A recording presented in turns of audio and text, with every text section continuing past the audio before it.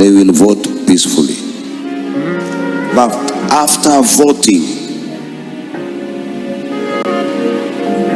and you don't know what they want, they will come for you, the leader. It happened in Algeria, Tunisia, Iraq, when people rebel against the government. Welcome, ladies and gentlemen.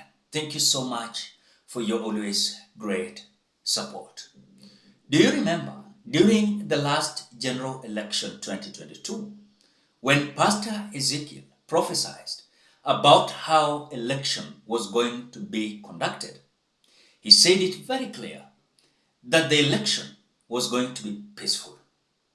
Whoever was going to be elected, be it Raila Odinga or William Samoei Ruto, they were going to face their consequences differently. And whoever was going to be elected as the President of the Republic of Kenya and sworn in the office, he was to deliver what he promised those electorate. But if in case he was not going to deliver what he promised this electorate, then Pastor Ezekiel told William Samoei Ruto very clear that these individuals were going to come for you. Is this something that is happening now, as the prophecy vindicated? Listen to Pastor Ezekiel. Whoever will win the election, problems will begin immediately after election. You will find it tough ruling them. I want to give you an example. When you go to Central now, they say they don't understand their president. Am I right? They tell him, no, we don't understand you. If people who come from the region where the president comes from don't understand the sitting president, will they understand you?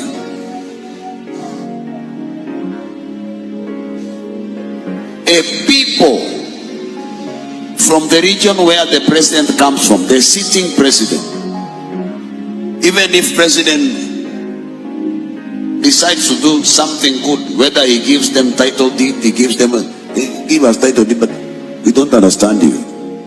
I ask you, if they vote you in, will they understand you?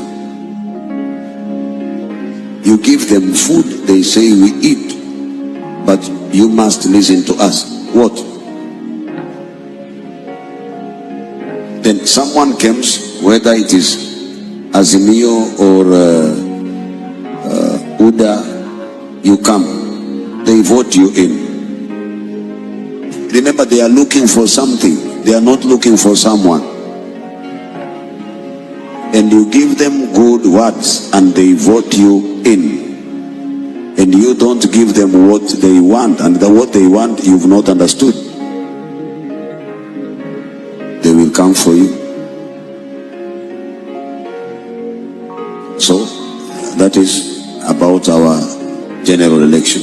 It will be very peaceful. At the same time, also Pastor Tim Wangi prophesied and also unmasked what was going to happen. Immediately William Ruto was sworn in. Then the 13th Parliament, Pastor Tim Wangi said that the numbers, the way it was in the year 2022, William Ruto and the 13th Parliament was going to vindicate something that was very cautious. And even he talked about the 13th Parliament that represent rebellion. Is that something that you're seeing, that members of Parliament are rebelling against those who elected them? At the same time, is William Ruto being doomed? Listen to what Pastor T. Mwangi said in the year 2022. Inauguration is taking place on the 13th. You need to pray.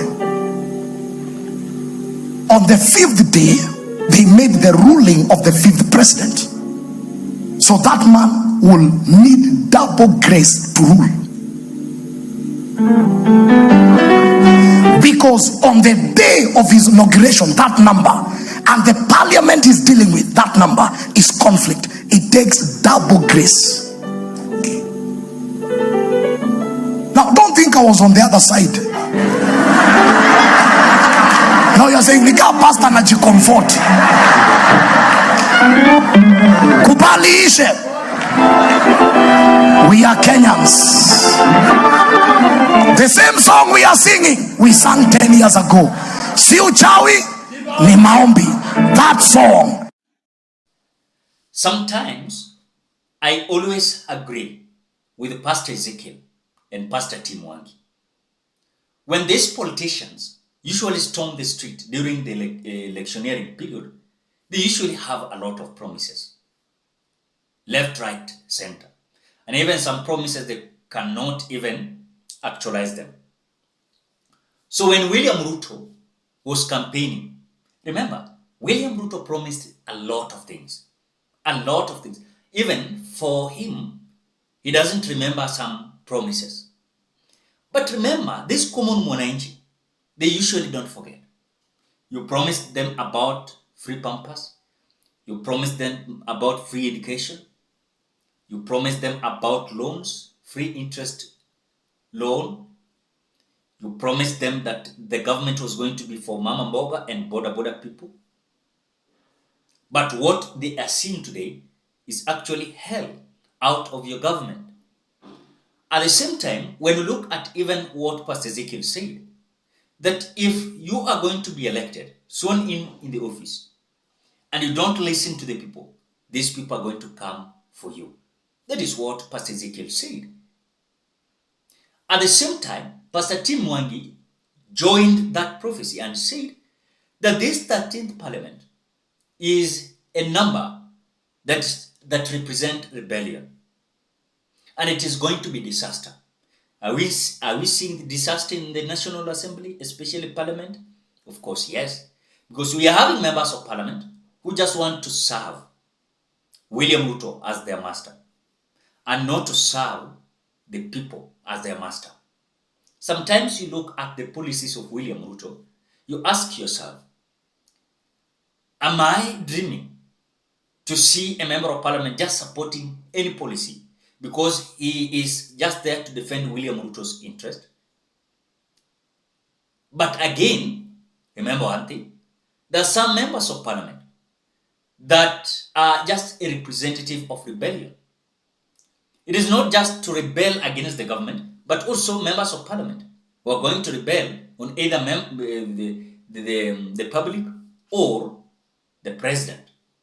But it turns all the way around that now it is members of Parliament who are rebelling against the people who elect them to those seats.